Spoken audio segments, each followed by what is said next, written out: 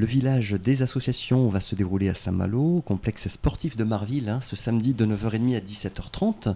Événement organisé par l'Écume et l'Océne. Et on va en parler avec Evelyne Claire, présidente de l'Écume. Bienvenue. Evelyne Claire derrière ce micro, Mathieu Baron, Monsieur Communication notamment à l'Écume. Ouais. Bienvenue également Mathieu derrière ce micro.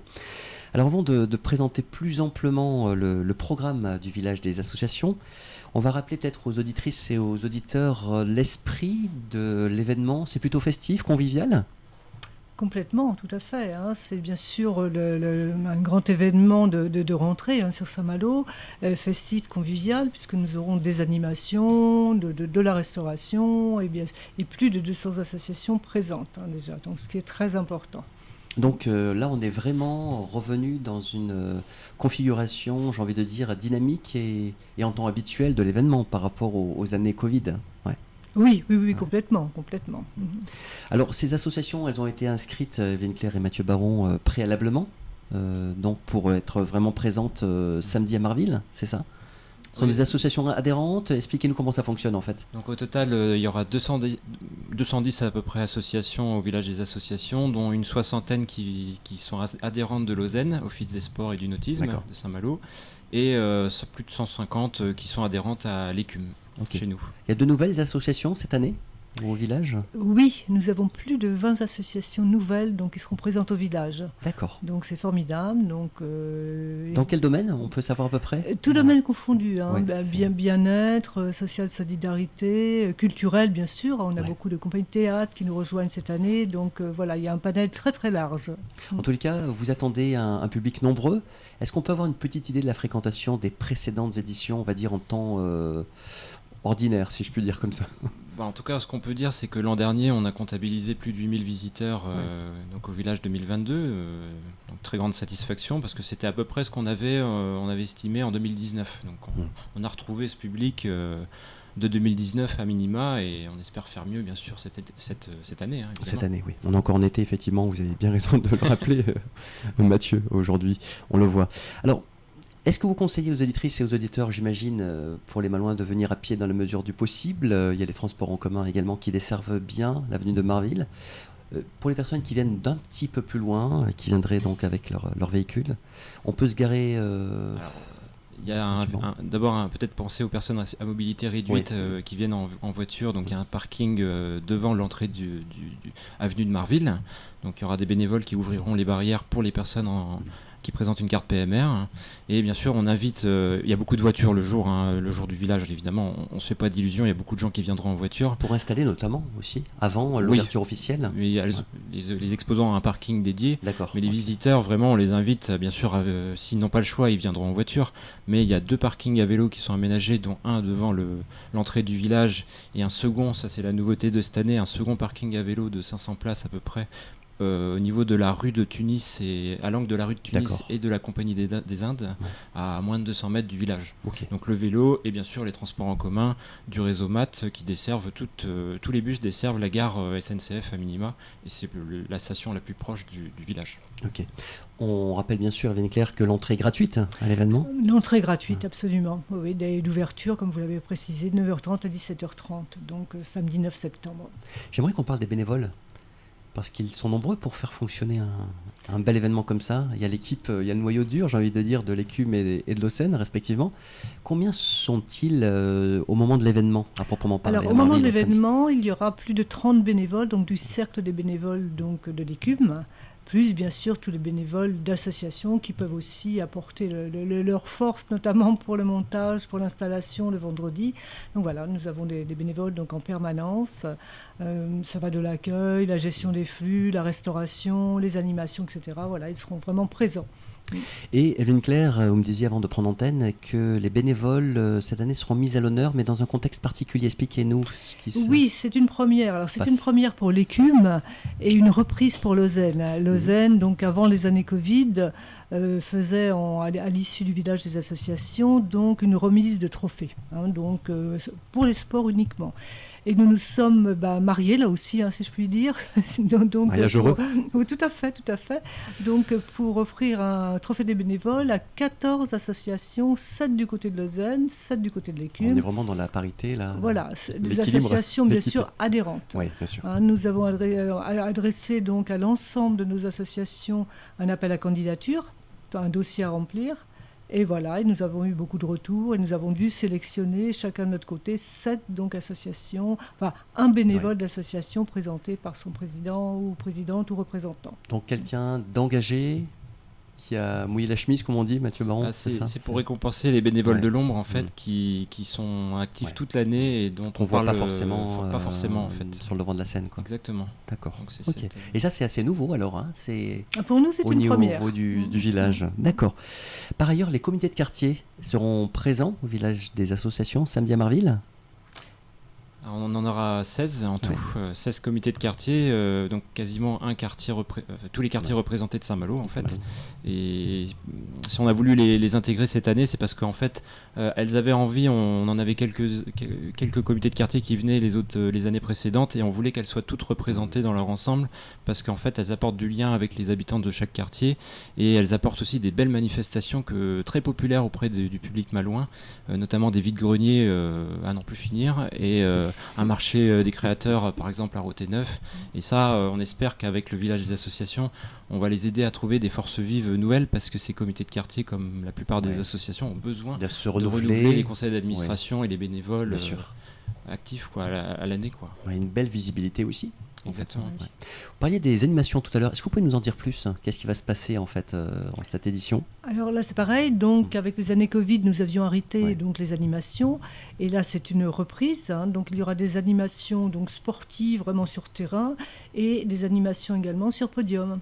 Alors nous, l'Écume, nous aurons 6 associations qui vont passer sur des plages bien déterminées, donc que ce soit en danse, que ce soit en théâtre, jeu de rôle pour une des associations. Enfin, voilà, c'est pareil, c'est très festif, très convivial, et voilà, musique, chant, etc.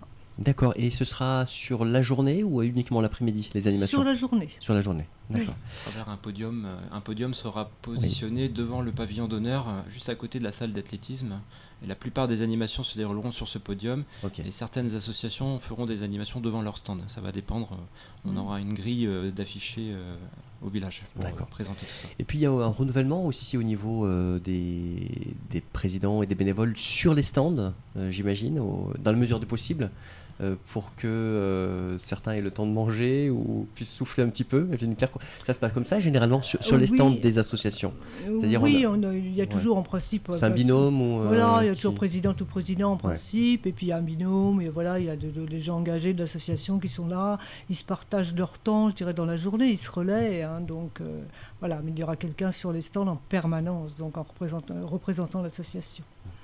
Et donc c'est l'occasion rêvée, le village des associations, pour pouvoir s'inscrire, pour pouvoir s'informer sur les activités des différentes associations que vous mentionnez dans ces différents domaines d'activité, de discuter, de prendre le temps de s'asseoir un petit peu, de se renseigner, et puis alors, le choix est assez vaste. Il y a de quoi faire. Complètement, oui, ça c'est sûr. Donc, la seule chose, effectivement, les associations sont là, bien sûr, pour une visibilité, avoir des adhésions également. Par contre, nous évitons les attroupements devant les stands. Donc là, on va quand même gérer les flux, voilà, pour qu'il n'y ait pas... L'idée, c'est que ça circule, c'est qu'il y a Ça circule, voilà, qu'on ne peut pas y avoir d'attroupement pour la prise d'adhésion devant les stands. Oui, bien sûr. Possible. D'accord, ok. Et alors, le parcours, justement, pour les personnes qui ne sont pas encore venues au village des associations, une fois qu'on est garé ou qu'on arrive à pied ou par les transports en commun. Donc il y a l'accueil qui se fait. Le Barnum sera comme l'an passé, l'accueil donc de l'Écume Lausanne à l'entrée en fait, sur le parking. Du grand chapiteau sur le parking, en effet, du parking de volet, là, la salle de volet et du TCJA. C'est sur ce parking-là qu'il y aura un grand chapiteau d'entrée avec des barnums qui suivront. Ouais. Et vous serez reconnaissable avec des badges ou des... Il y a les stands matérialisés, je veux dire identifiables. Oui, tous les stands sont identifiés. Nous avons des dépliants donc, avec le nom de l'association et le numéro du stand. Nos bénévoles seront identifiés également, puisque nous avons des t-shirts, le village des associations. Donc voilà, c'est une première aussi. Donc, on innove. Oui, on innove. Oui. Donc tous les ans, oui, nous essayons d'apporter des petits plus et puis de prendre en considération, bien sûr, toutes les suggestions qui nous ont été apportées et remontées tout au long de l'année par les associations. Nous sommes là pour ça aussi. Vous avez un bureau, vous d'ailleurs, l'écume à l'année Oui, à nous Saint-Malo? sommes donc à la maison des associations, donc sur Couf, rue de la Chaussée, l'ancien collège Surcouf de Saint-Malo. Sur les hauteurs, là, Voilà. de Saint-Malo, Sur pas les très loin hauteurs, d'ici, du studio vue de sur Radio mer, Parole de Vie. Oui. à côté, deuxième étage. Oui, voilà, mais c'est tout à fait précis. D'ailleurs, vous recevez, il y a des permanences ou comment ça se passe? On vous contacte par mail, par téléphone? Vous préférez comment, en fait? Il n'y a pas vraiment de préférence, donc nous avons une permanence fixe le mercredi après-midi, Oui. mais nous sommes là tous les jours, quand même Ok. quasiment, donc après le reste du temps c'est sur rendez-vous, effectivement.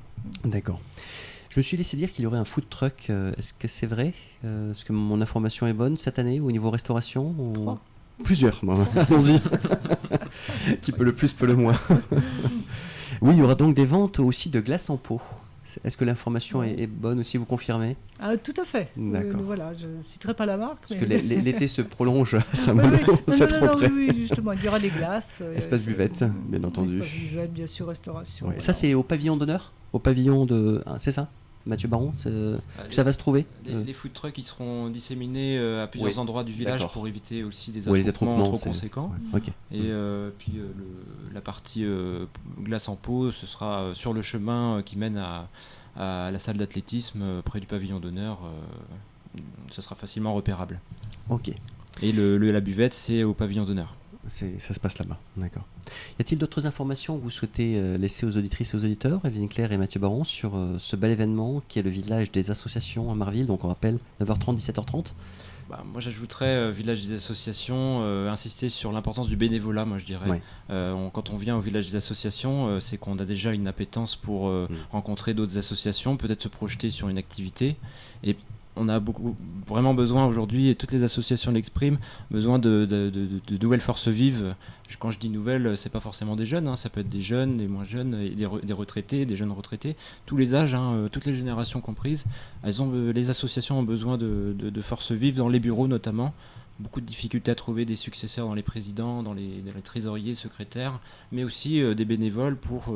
je vous parlais des vides-greniers tout à l'heure, on a vraiment cette difficulté, là, notamment les comités de quartier, il y en a 2 qui ont annulé un vide-grenier cette année à cause d'un problème de bénévoles. Et ça, c'est quand même regrettable, quoi. D'accord, donc ça, qu'on y réfléchisse, effectivement.